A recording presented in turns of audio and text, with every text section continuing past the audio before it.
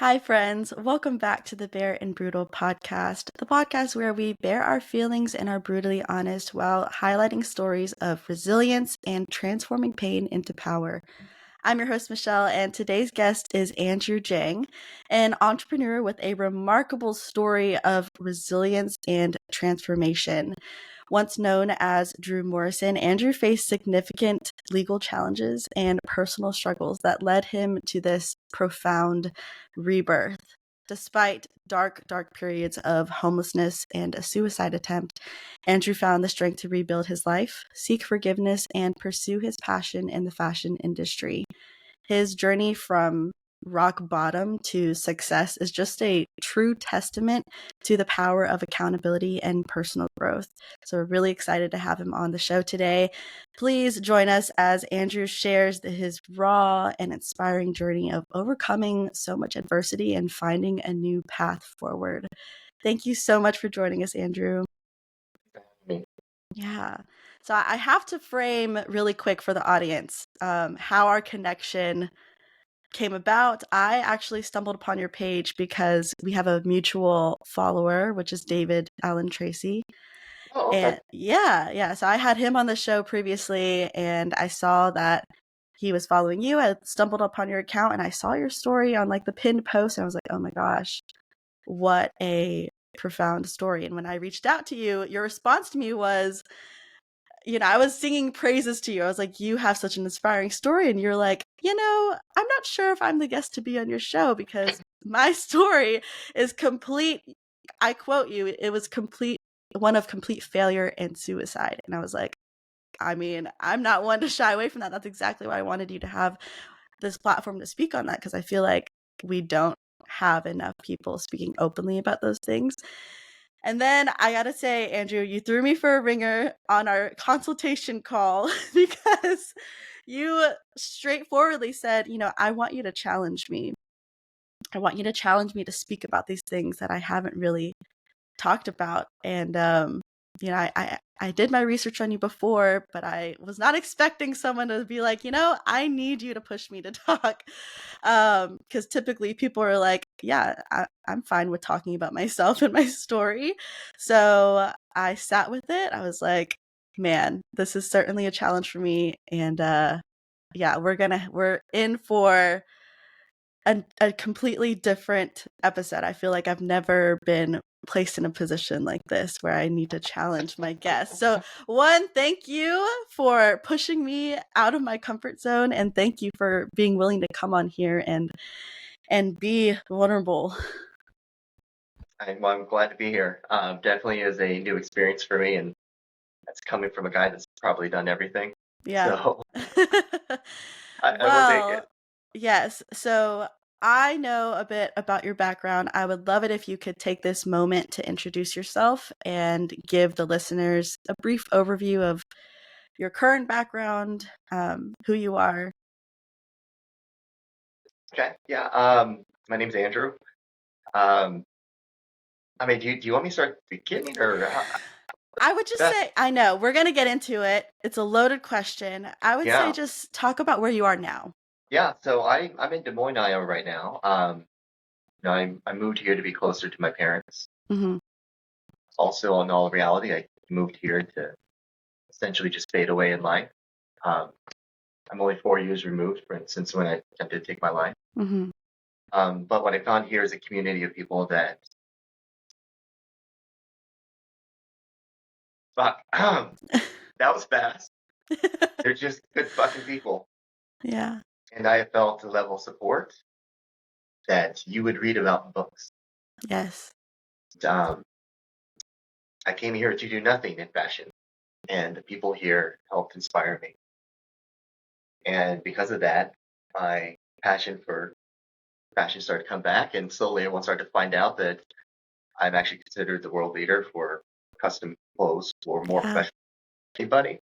And being a fancy New York designer at one point seems Mm-hmm. to be a cool thing to have on your resume, which is hilarious because I buried it as far as I could for a Yeah. while. Um, but now I'm on a tear to, take the second chance that I've been given. and Mhm. that's currently where I'm at. So I'm Yeah. rebuilding life, Yeah. um, and rebuilding a brand and doing something that I didn't realize I was really fucking good at, and something that I forgot I really fucking love. So it's been Well, an inspiration since I moved here in November. wow. Where were you before you moved I was in back to? Chicago. Yep. Okay. So, after the Wall Street Journal called me a fugitive, I I struggled. Mhm. I tried to keep my business afloat. But what most people don't understand is, in 2016, I got a chance to work the NBA draft Mhm. because someone for an athlete prior. And I took that because I don't know any idiot that wouldn't. But I had just left a situation in Seattle where I'd been homeless, and I'm talking living on Mhm. the street. And I had just gone through the worst legal battle of my life through a civil lawsuit, which I'm sure we'll talk about. But Yeah. the humiliation and the enemies that I made during that time drove me to being a very successful entrepreneur, building a tech company that Google and Microsoft had said was the best thing they ever saw in travel. Mhm. To I'm eating out of a trash can. And my move to Chicago was in every way to save my life. And I had no desire to do anything. I mean, I literally just sleeping on my friend's couch and trying to actually eat food for the first time in a Yeah. long time. And then I got this call to do the NBA draft, and I took it. And I built a powerhouse. But during that time, I didn't want anyone to know what I went through. Yeah. I wasn't willing to heal. I wasn't willing to face the hard reality of what I'd gone through, even my own mistakes. Mhm. So when the Wall Street Journal said that, it wasn't true. I mean, it just isn't. But it's a storyline. Everything around me fell even harder than the first time Yeah. because I built myself up to be even larger. And I went through the process of making friends, rebuilding trust, putting myself out there just to have that all torn away.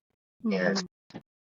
one abandoned me during that time was probably the loneliest I'd been.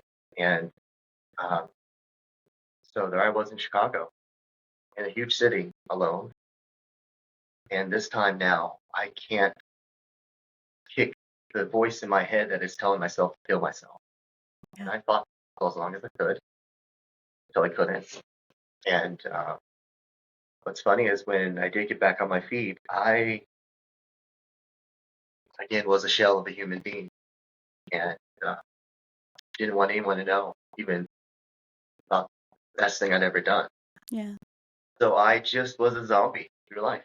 So Chicago was a great city, but to me, it was the place where um, I should have died. Mm. And then I just kind of floated through till I left. Yeah. That's where I was at before. And then I was in Seattle before that. And yeah, so I actually was born Jang and Sue, and Sue is my first name. Mhm. Uh, my father wasn't there when I was born. My mother gave me to my grandmother. My grandmother dropped me off in an orphanage where I Mm. lived 5 years of my life. I was adopted by an amazing family, raised in Southeast Iowa. But I was a typical kid. I mean, my bedroom faced Highway 218. Every night I fall asleep to the sound of trucks going by and to my radio. And I read every book in the library so quickly, I'm pretty sure they had to get new books for me. And that type of life led me just to daydream. Yeah. And there's also maybe the propagation that made me believe that there was something more for me out there, and I didn't know what that was. Mhm. And so I left as fast as I could when Yeah. I turned. Went to college at a small school in Nebraska called Wayne State, Mhm. enough to give me an academic scholarship. Um, and I was a typical kid. And then after college, I got a job in sales at a small brokerage. Found out I Mhm. was really good at that, just good at numbers and analyticals and everything. And I think for the first 6 months, I did so much in revenue, I was able to open up my own shop with a couple of the guys there. Wow. And so I got ownership at 21 Wow. and freaking crushed it. Got bored with that, moved to Seattle to one, essentially chase a girl, And then two, It's always a girl. yeah, but I love the city. I actually met her in Chicago. That was the irony of it, is that I met her in Chicago. She told me all about Seattle. I'm like, what is this amazing sounding community where there's mountains and trees and all this other stuff? So left a field I'd never heard of, never been, and I became their top producer in the first 9 months, and I was their top one or three for the next 5 years. And this is a very large company, and we did a whole. I found out I was just really freaking good. This just really drive through that.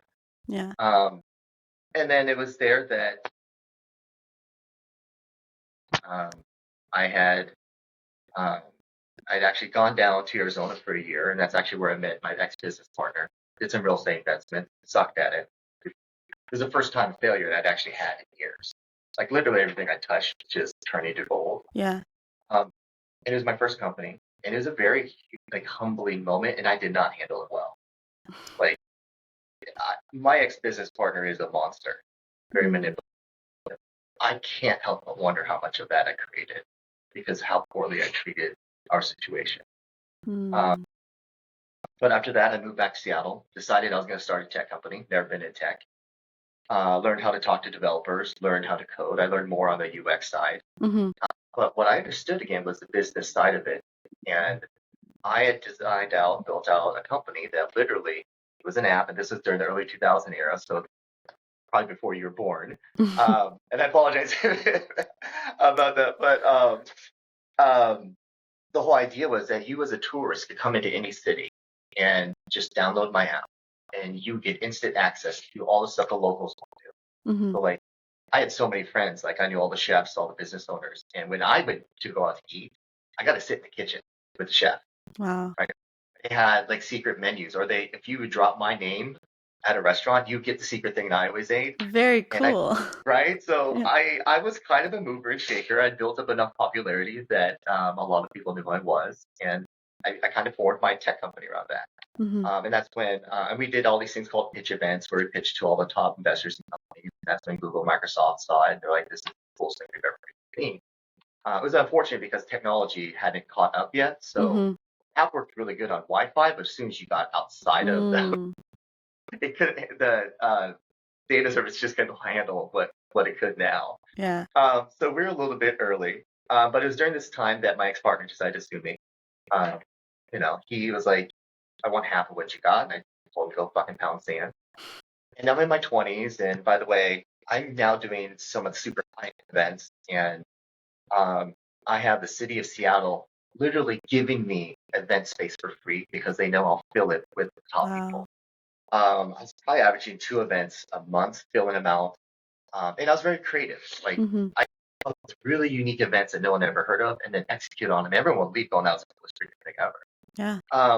But again, because of that, I became like mid-level popular in a very large city. But so when the lawsuit came out, I didn't know how to handle it, and I was scared to death of it. And I found out a couple things. When you get to a certain level of popularity and success, you do create enemies, and it's more. I don't know if it's all enemies, but people kind of resent you. I think all of us, in many ways, are only a couple months out from being out on our asses. So when we see other people being successful, we get a little bit jealous and pissy about that. The realization of where we're at in life. And also, I will admit, I was just an arrogant prick. So it's not like I didn't have a whole share of people that wanted to see me fail because I was kind all the time. No, yes, I was kind to the people I really cared about. I was kind to the people in the foundations that I love to work with. But if you kind of got in my way, I did have a problem running through you. So in many ways, I needed to be knocked down. In that lawsuit, what it brought out was just all the things I didn't know how to handle myself. And it actually showed all of my character flaws. I didn't know this back then. It took a long time to understand that. And I ended up just going through the motions of losing. Like I was winning for a while, and then he brought on a debt collector that was an attorney, and they changed terms of the lawsuit from just a breach of contract to the words fraud. And then he fed it to the press, and that became the thing. Yeah. So the things that I was accused of, and I never thought I'd ever want to address this, but Mm-hmm. there was a reporter that his first post or his first thing was charities and investors do. He changed the word to scam 2 years later, just because. Now, this story was based off of a girl that used to work for me. Like she would MC some of my events. Mm-hmm. I think she's a very kind person. We had one event that we were running really tight on money, and I asked her to take a haircut. Agreed to pay her 500. Came back and said I could pay 250. I'll try to Mm-hmm. get you. She wasn't happy. Told me no. I did it anyway because I was like, this is what it is. Yeah. I saw her out later that night at the club, and she was like, if you don't have $250 to pay me, why are you out? And I just kind of turned to her flippantly and said, well, my money, company money are two different things. That next day is when she went to the journalist and decided to go up create the story. Now, Wow. I'm not mad at her, and I will say this. Her name is Jamie. I don't know, Jamie, if you ever hear this, but I will honestly say that I wish my conversation with you would have been, Jamie, I'm hurting. Financially, I'm not in a good place. Our good friend Michael is paying for all my drinks tonight so I can just get out of my head. And I fucking need this. Hmm. I guarantee if I'd said those words to her, she would have been okay with everything. Right. But I chose the opposite. I chose to come off as something that I wasn't. So I was being fake. And I think I created a situation where she did what she did. So, Mm. Jamie, I forgive you. I'm sorry that I was an asshole. Sorry I wasn't honest during that time. And I know nothing of this would have happened. But, for $250, my life was thrown away. You know, a lie was propagated, thrown against me that I did not know how to handle. Mm-hmm. And what I don't think she knows is how far down I had to go. That journalist called my landlord every day until he asked me to leave. Started a new job. He called my employer. He called the nonprofit I was raising. All I was doing is bringing in shoes and suits for homeless men and women so they could do interviews. Mm-hmm. Called and harassed that nonprofit until they asked me to stop coming in. When I hit bottom, I'd already been through the gauntlet of every form of embarrassment, shame that you could think of. And then the time down there was so suffocating that I honestly didn't think I was going to get back through that. Yeah. And the part that was the hardest for me was just kind of this realization that my life was the value of $250 during that. And I caused that. That's the part that ate me up for such a long time. Mm-hmm. And when I think about people's actions against me, I've got to ask myself, what did I do to cause that? I do believe that people are inherently good. Sometimes they just make decisions based off of anything. Right. It wouldn't be in any amount of reality if I didn't accept the consequences and sharing all the responsibility for everything that people did. So Yeah. that was the start of it. And and I just want to say this to John, the journalist, who I hated for such a long time. You lied on your story, but I forgive you too. Yeah. I think what you were doing was protecting a friend. She told you I screwed her over, and you went at me. I would have done the same.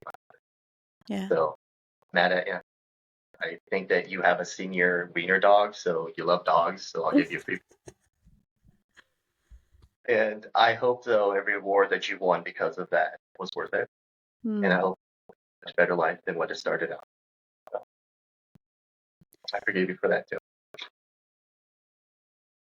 One, thank you for going through your story for us. I am getting choked up for you hearing about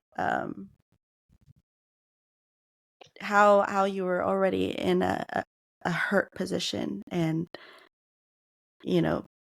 people are just knocking you down, down and down, and I can't imagine what that was like to face those things alone. Um, and for your name to be just dragged through the mud when that wasn't the case. And I have to say, from, you know, an outsider's perspective, I mean, you did in your post about your story, right? You put the article name on there, and I did go and read the article, and you know, it speaks on the power of words, because like you said, it's not the full story. And that's ultimately what I wanted to uncover here, is that you're right. You don't really talk about those things. You don't openly, you never came out and said, hey, this reporter is telling straight lies about me. Here's my side. And that was something I was really curious about, because we really only have, the public only has this one person's side of things, one person's words. And I'm curious on how you're able to come on here today and say, hey, John, I forgive you, or Jamie, I forgive you, because yes, we'll talk about how you came and took accountability and all that stuff, but I also want to know how you have gotten to this place to have that ability to forgive people who have done some really awful things. Um, I think part of it is, when after I attempted to take my life, I had to make a decision, Mm-hmm. and now part of me is dead, 100%. But I chose to stay alive, and the battle there was really the hardest part. So I know it was for a couple of years I fought trying to kill myself. Mm-hmm. That I thought was tough. When you survive a suicide attempt and now you're questioning what to do next, and then you make the frail decision that you want to go forward, there is nothing. Again, there's no guidebooks for this. I had no friends for this. I had lost everybody by this point. Mm-hmm. I didn't have much willpower, but I had a seedling of anger and revenge. And those two things were good enough. So I took them. I got as physically strong as I could fucking be, with 100% intent to go hurt those motherfuckers. Mm. The only thing I wanted. Then I realized how much I was becoming like some of the people that I hated. Mm. And that was a really hard decision then, to try to move past that. Because that anger had been the only thing that been my friend. The only thing that got me through it. Now I need to leave it. And this sounds really weird, but the only way I crawled out of that was I had to leave the best parts of me down there.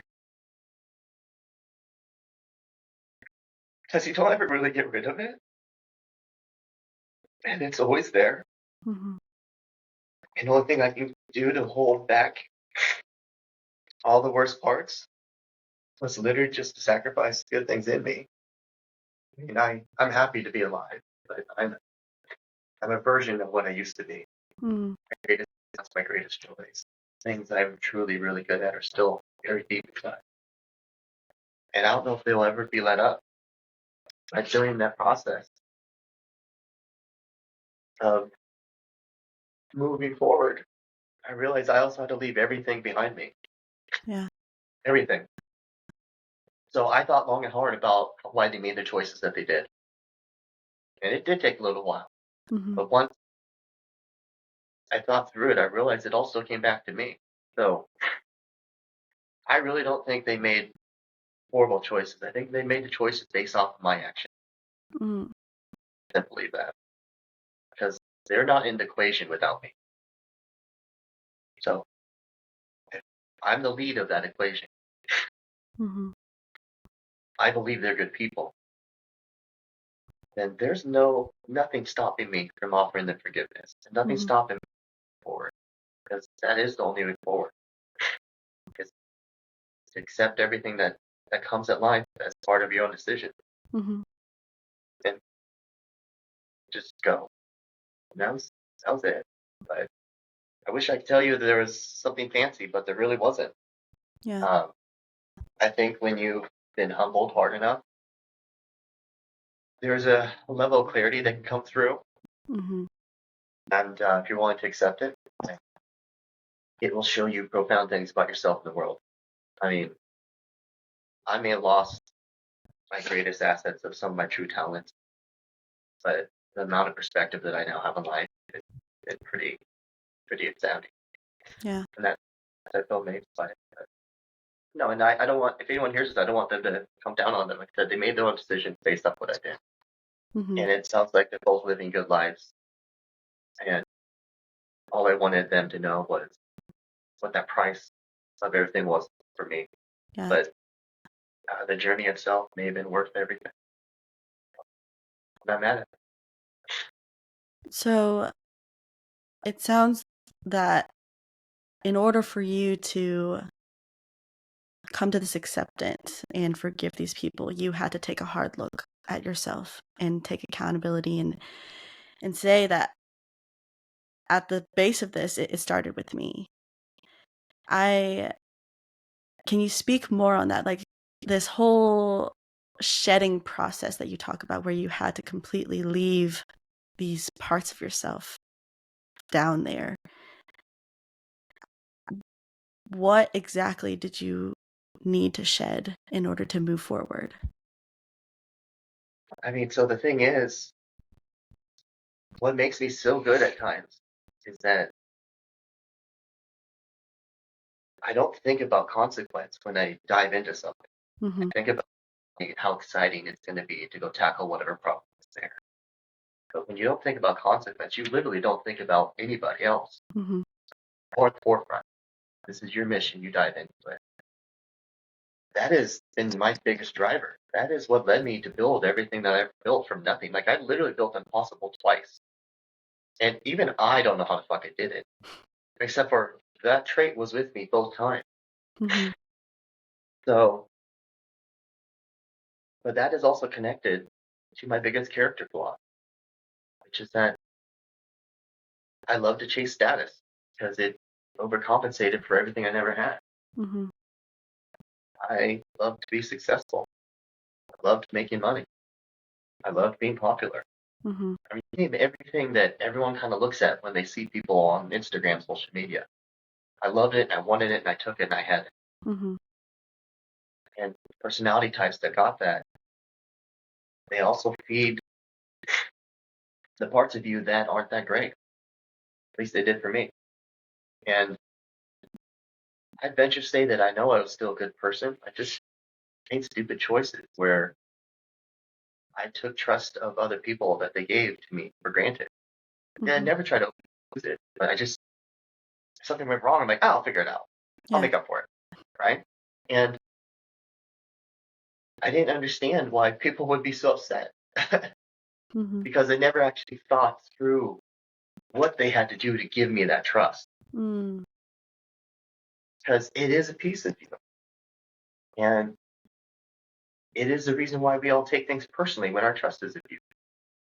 Why we get so pissed off when we think someone lies to us or when we think someone got something more than us.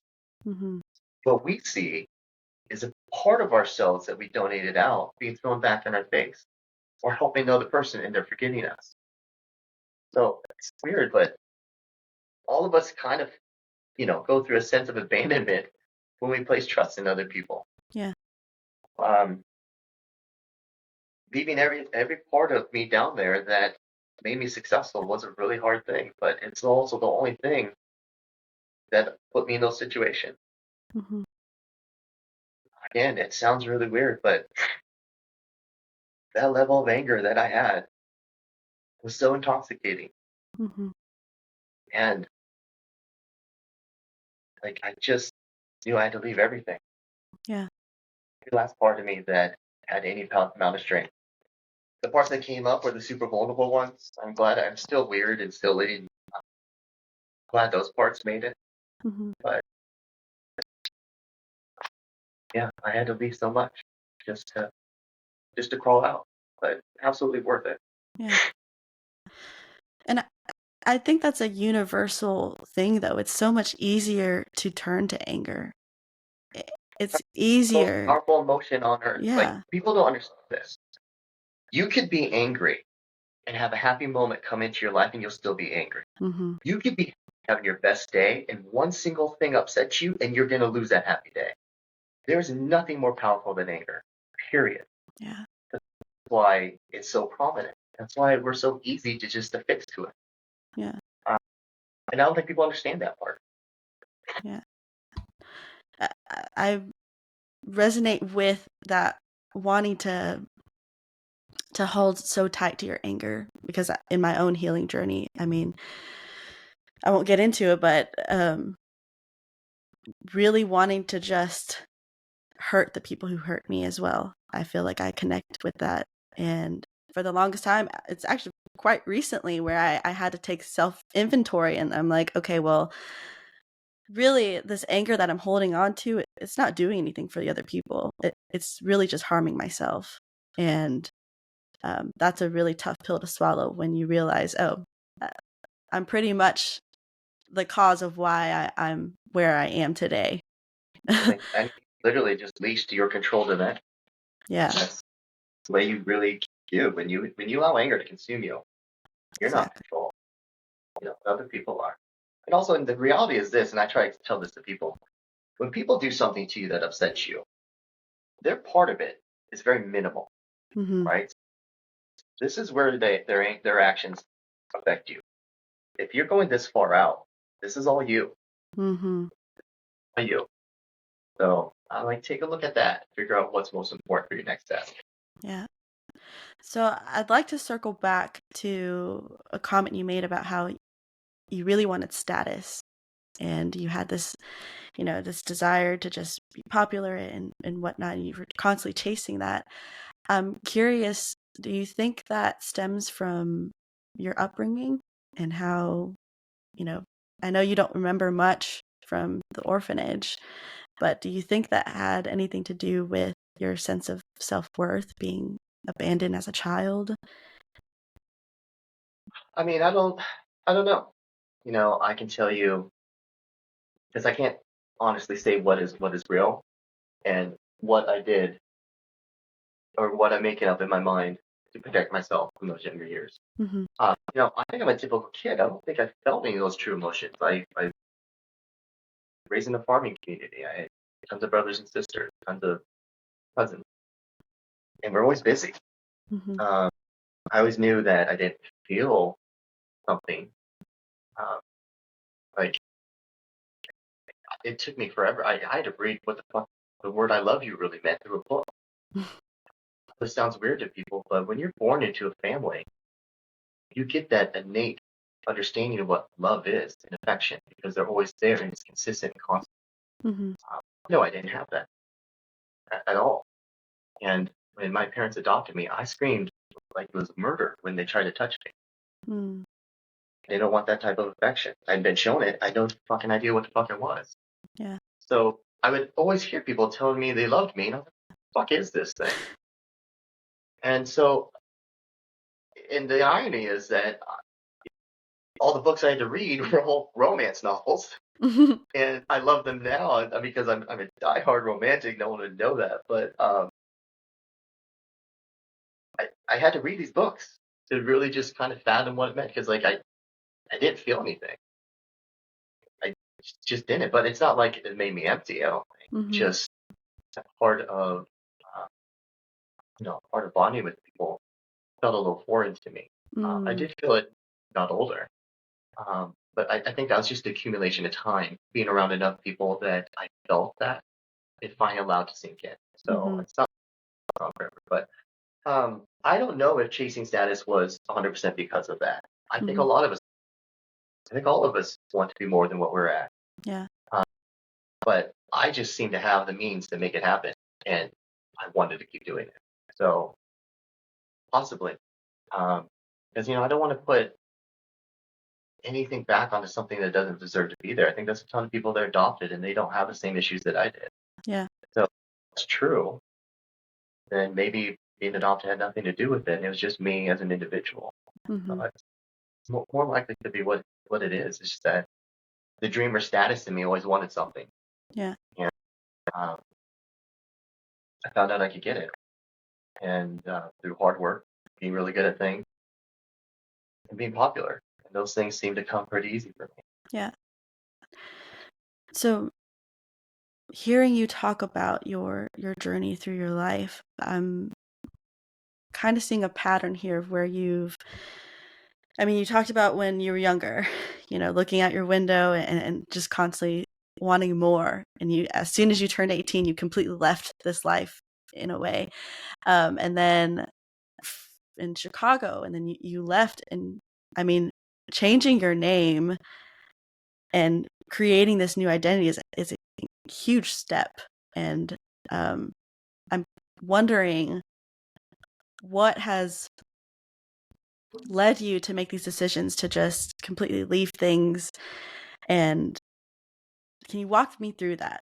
Walk me through how you made the decision to leave Drew Morrison and transform into this new person. Yeah, so when I was in Seattle, my parents' name is Morrison.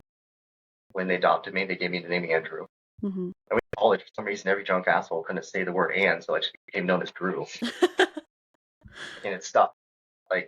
So that was my name through Seattle. Mm-hmm. I always wanted my last name back. It's the only thing I have from my parents. Yeah. I believe I'm the last of that lineage, and when I die, I take it with me.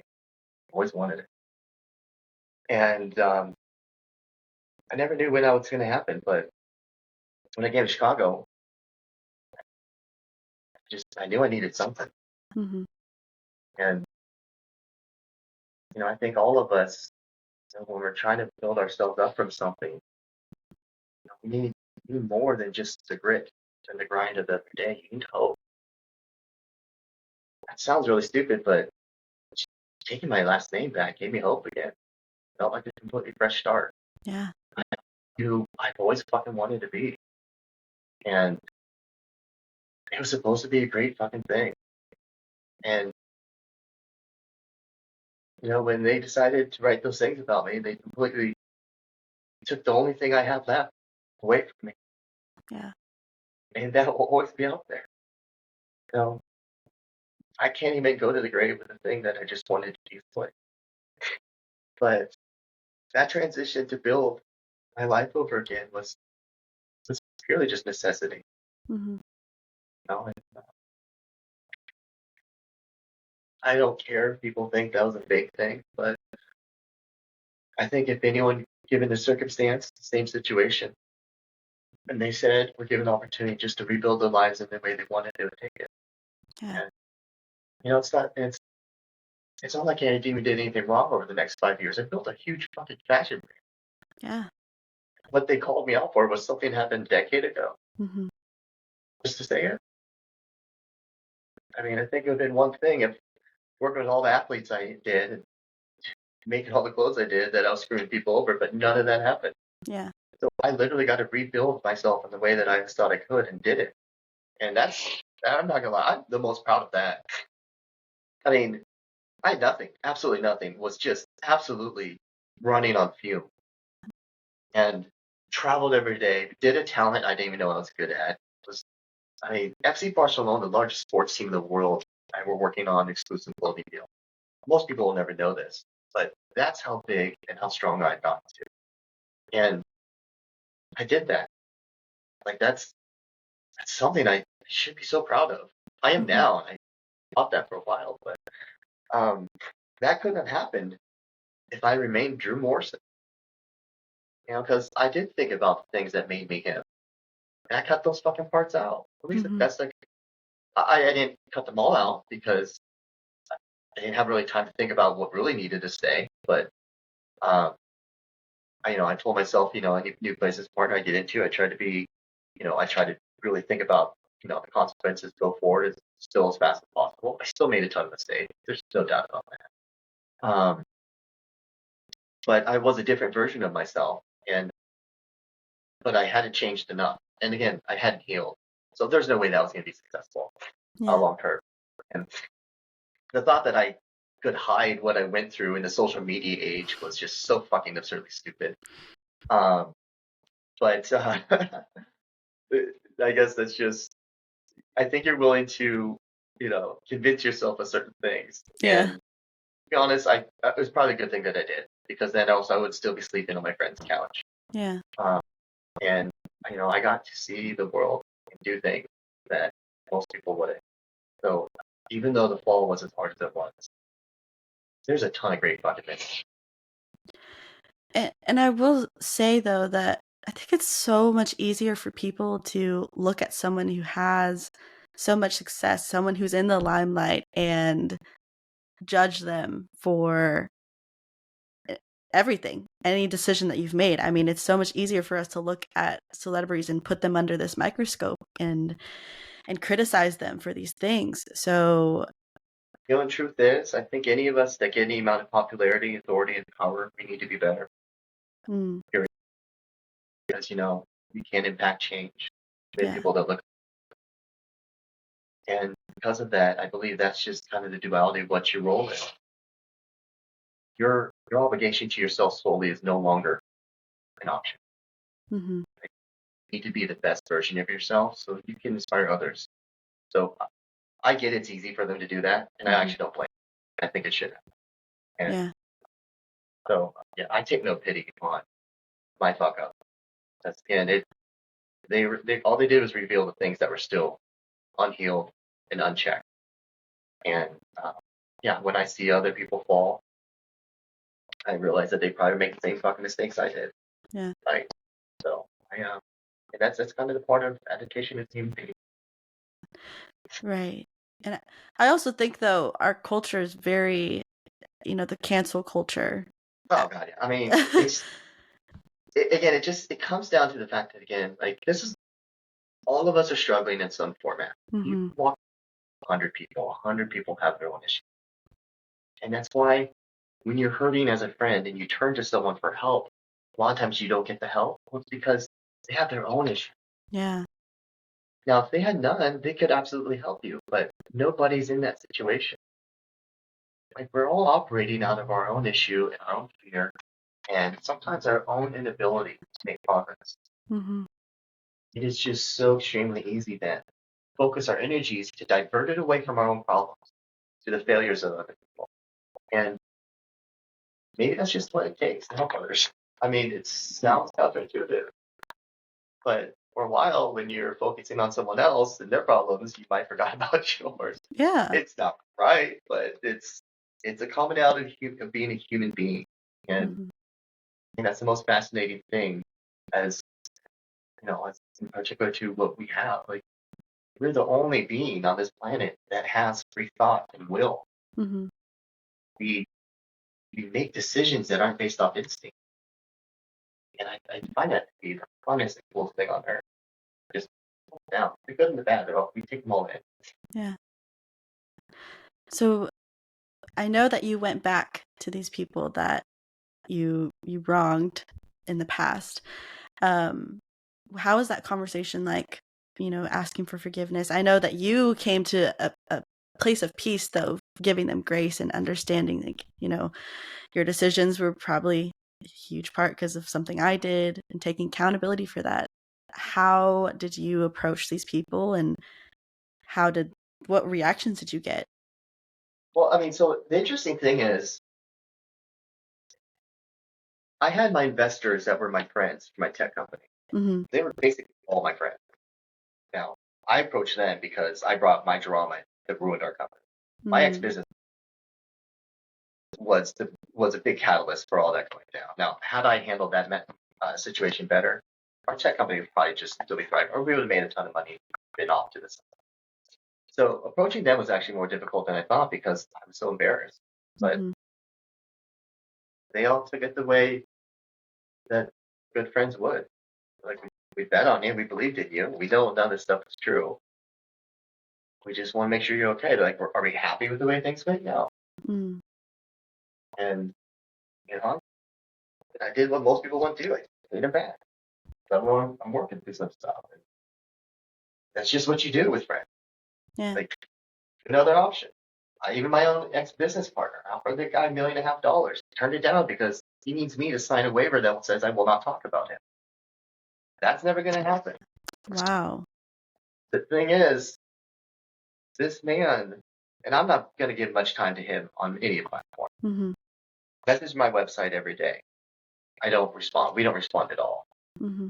So imagine doing this for a period of time. The next week, he used an alter ego, a fake email account that he used in Seattle, to basically say the same thing in the third person. When that was ignored, he went to another alter ego. So in a span of 3 weeks, this man used 3 personality types to talk in 3 different tones of voice to say the same thing. That's the person that's in my life. And so when I tell people there's a bit of manipulation there, and the facts just aren't all the facts.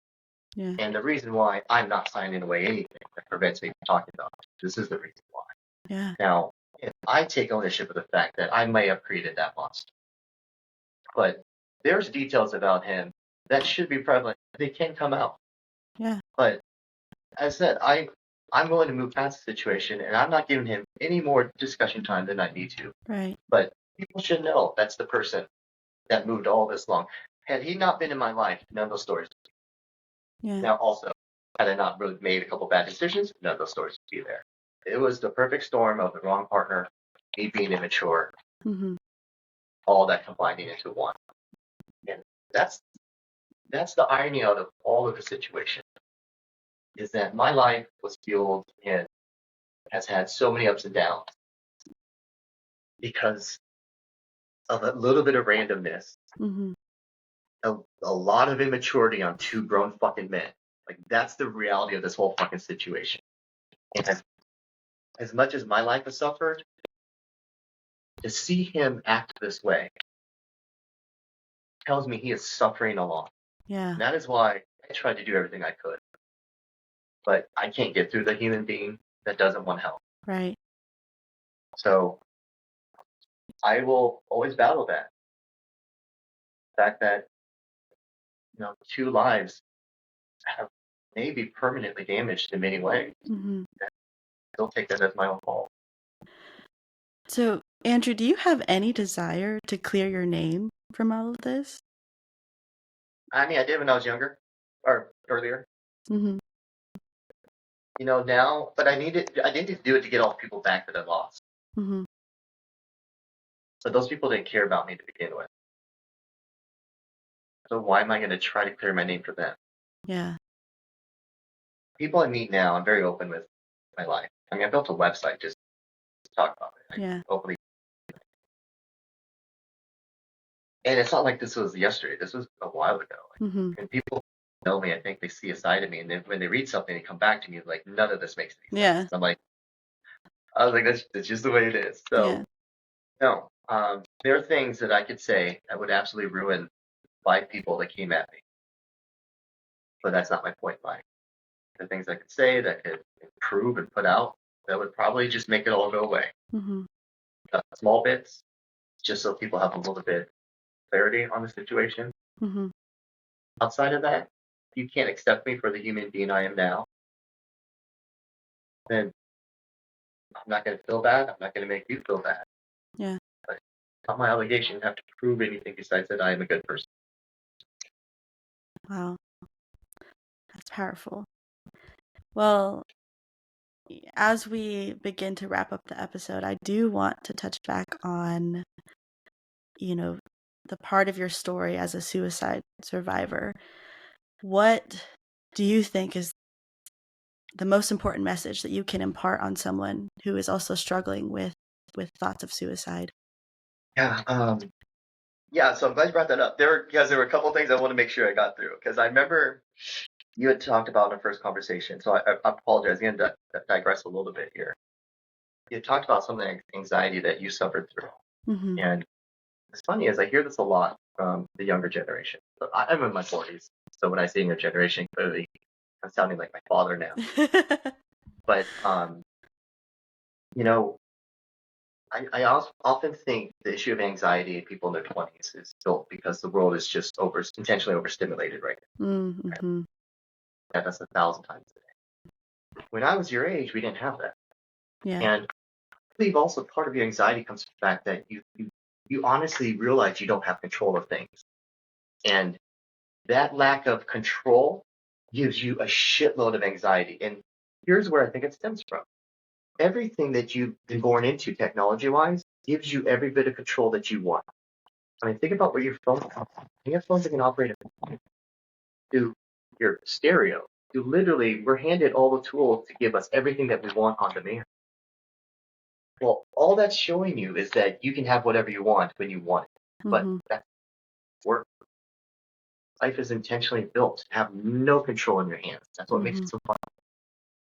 So I want to just point this out to, you know, the youth who are having anxiety. You know, try to take some of that control issue off the table. Like, and this sounds stupid. I mean, I'm sure everyone says this, but put your phone down, go for a fucking walk.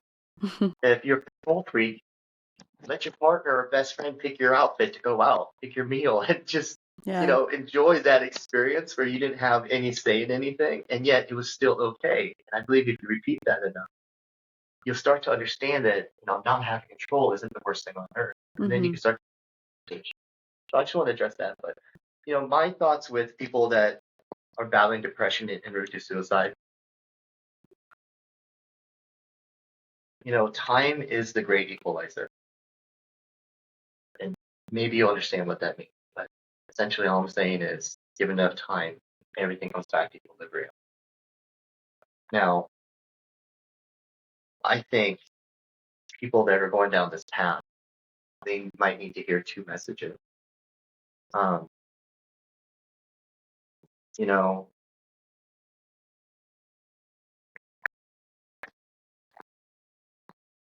I think because of my situation, like for me, because you gotta understand, I failed. In an alley behind a dumpster, I decided to take my life. That was my end. So everyone that's still fighting, you gotta understand you're inherently still stronger than me because you're still fighting. I need you to take that in first. You honestly probably thinking you're powerless and you don't have any form of power, but the fact that you're still kicking and going means that there's a flash there. You need to accept and understand that. But I know for a fact, times when you're going through that phase, you just feel like there's no reason to go. There's nothing there for you. You can use me as an example, 100%. I'm only here by pure luck. Had I not tried to take my life, I think things would have been equaled out, and I might still be where I'm at now. So I would have equaled out.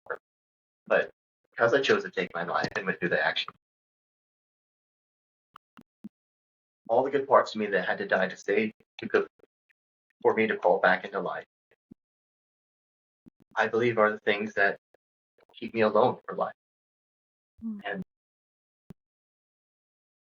when I was homeless,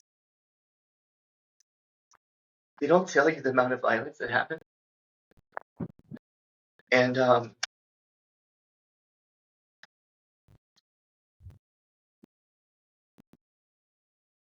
some of the times that, and I apologize, I can't tell you everything. I don't have that level of trust with you, so that would be our best. But what I'll tell you is the amount of violence you have to commit sometimes to get through a night that I had to commit, I believe has created a level of darkness that I just don't want anyone to ever see. Yeah. And I think because of that, part of my lease on life is that I have to leave this world the way I entered it. That's not trying to be a petty thing. Mm-hmm. That is me understanding just the harsh reality of what my actions have been given. Now, I still wake up finding happiness. I still wake up finding people that inspire me, Mm-hmm. good friends, and so I enjoy the day. If I can find that, given everything, that means that opportunity is still there for others. Mm-hmm. It 100% is, but they believe it isn't. So I honestly think some people that are bound on the way to suicide, some of them, the path to get out is you gotta focus on understanding what your intent in life is. Mm-hmm. What is it to expect? And then start to be very regimented through your tasks and that. It's not going to be easy. Sometimes you don't even know what the fuck that means. But think and ruminate on what it means to understand your intent. And then I think for others, I think part of the harsh reality here also is that nothing's going to work. Like no one could have stopped me. Period. And some of us are just on that path. No one's going to be able to tell you that they have the answer. No one can. I think you'll never have the friends in your life that will be able to understand, and it will scare them to try to help. Yeah. And that drives you further to being alone, and then further to wanting to make a decision. I know I can't help everybody, but I know if there's some out there and they reach out, I mean, I'll walk that path with you. I mean, I've been down there. I know what it's like. I guess you can make the decision if we stay down there together, we make our way back up. But knowing that you'd have both of our lives in your hands, I hope that make you understand you have power and strength. Hopefully that helps deter your decision. But I think it was right. I mean, I'm not a great philosopher on this, so I failed at my choices. But I know firsthand how hard it is for people. Yeah.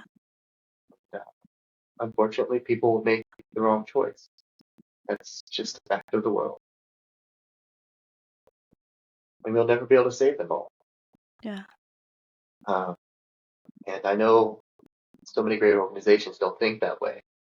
But I honestly know that when you keep hearing that there's the light at the end of the tunnel and you don't see the light, it makes you feel worse. Yeah.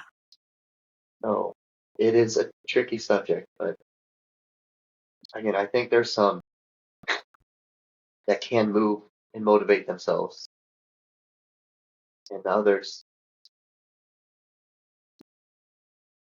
I mean, as I said, you don't have to suffer and struggle alone. I did. So people message me all the time. Yeah. I respond to all the messages. I don't mind that burden because I had it. You know, it's not heavy. So not the best I've got on that one. No, I'm I'm at a bit of a loss for words because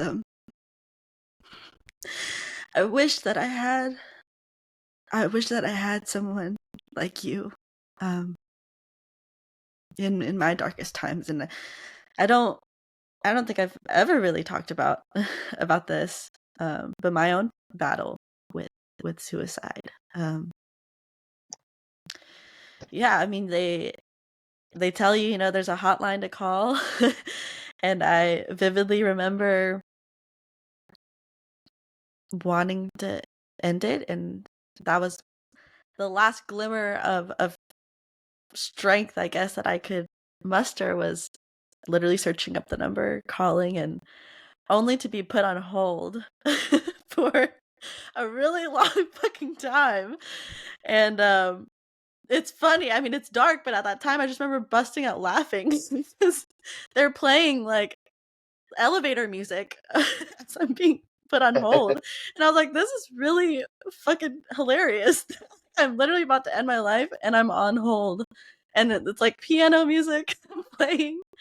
And it's really funny because in that moment I was just started laughing, and I kind of for a moment took me out of of where I was, because like this is absolutely fucking ridiculous. I'm at So, this but point and I'm just waiting. But no, I thank you for, that's a good message, because I think when people are in that situation, and you hear someone say there's a light at the end of the tunnel, like it gets better, it's just like, well, all I know right now is darkness and I don't want to be here, so what the fuck is that going to do for me? And I think it's also important, like you noted, that these feelings don't go away. I still battle depression and anxiety every day. I still have thoughts at times, but that doesn't mean that we can't live in this duality, that I can't also enjoy parts of my life and experience happiness and experience success. But it's more learning to live with those demons in you and making the choice to continue on. Because I think we're sold that idea that, you can be 100% healed, that it's going to get better. But like you said, it's not necessarily that you're 100% healed. I don't think that's realistic. I don't think anyone's ever 100% healed, but we learn how to cope and deal with it and move forward. yeah, well, it adds a bit to who you are, and that's the thing is, life is just an accumulation of experiences. Mm-hmm. It's meant to be difficult, it's meant to challenge every aspect of who we are. But life, it's filled with great days. It's filled with bad days. There are times where everything absolutely goes right for us. There are times we just don't want to get out of bed. And the mass of all of those things combined literally create for the best story because it's ours. Mm-hmm. I think so many people are just trying to get to the ending, control the narrative so much. And I know for me, I just let go of it. Yeah. I don't control anything. I mean, I've made a few changes to the way I think about things, and those seems to have changed everything for me. And the sacrifices I made to be alive are well worth everything. And I mean, I do miss parts of my personality that will never see the light of day again. Mm-hmm. I also would miss this. Yes, I gotta look out the window. Yeah. 3 days since 4 years ago, I realized how lucky I am. Friends that I made, the new memories and experiences. None of those would be here. My family would have known about me dying without someone telling me that they found me in the alley. Like, I think about that. I think about how upset I was people abandoned me, yet the biggest person that should fought for my life is me. Mm-hmm. When I needed myself the most, I decided to take the easy way out. Yeah. That was such an interesting thing to understand and absorb, but now I understand that it was just part of everything that needed to happen. Right. Again, now, I wish it didn't happen to everybody or it happened to other people. And I don't think there's ever really any math on explaining why some people feel it, why some people don't. Mm-hmm. And again, that's just part of what life is about. And also, when I stopped taking things so personally, like life was out to get me, it seemed to really change that narrative for me. Yeah. So, I'm glad to hear that you fought through yours. I don't like hearing that the depression still comes around, but that's understandable. I mean, you're young.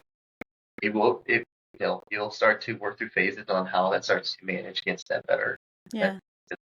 That's a thing called maturity. The thing that I did think was a real thing until I got older.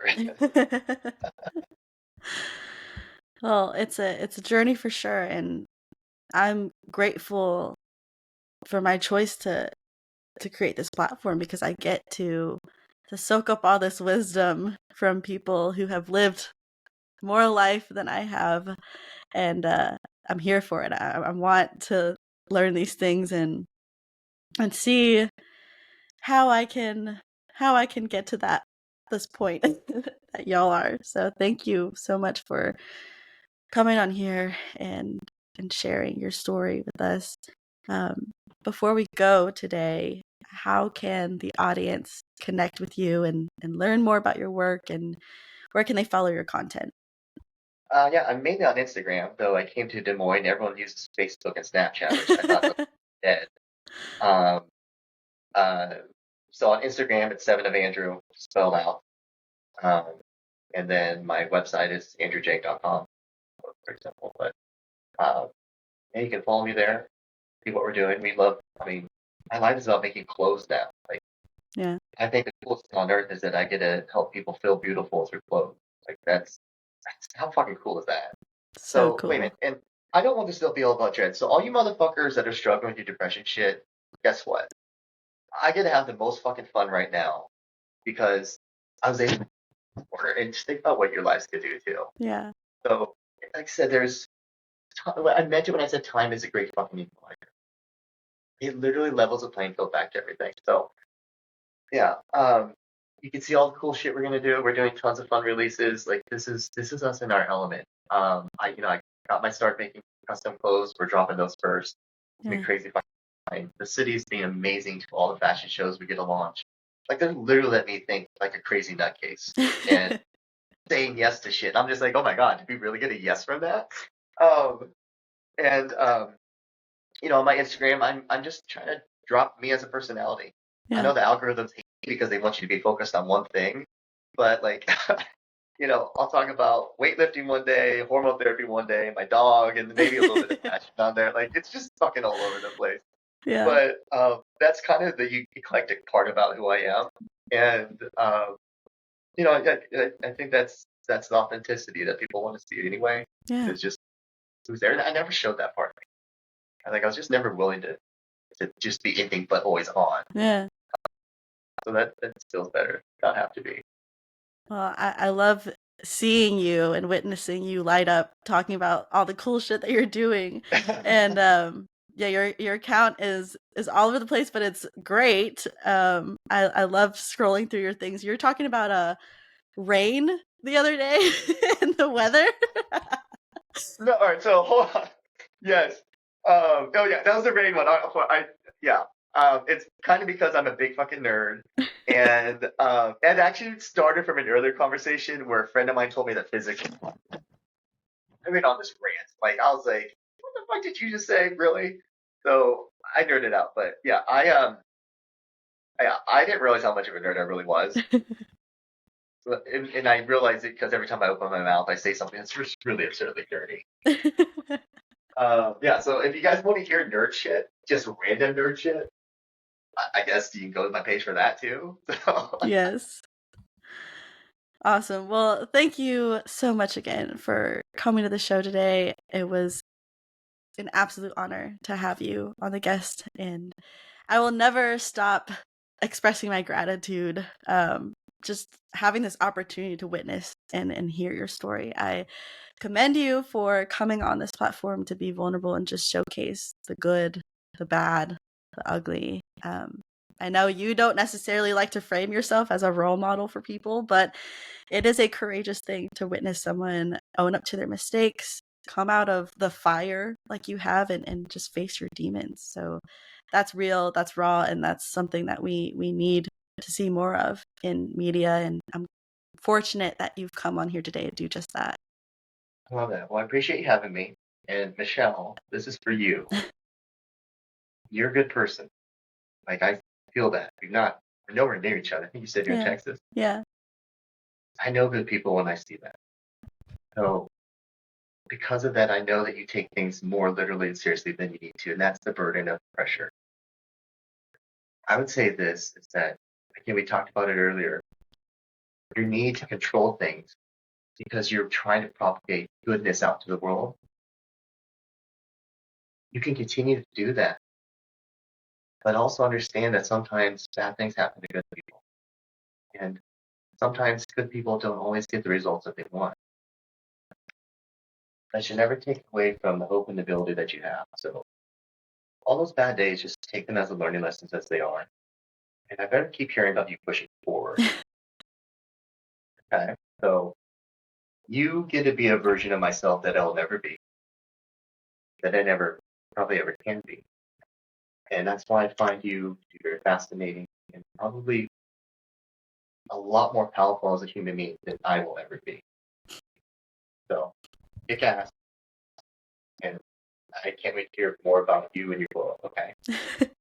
Thank you so much. You you don't understand how much that means to me. Thank you.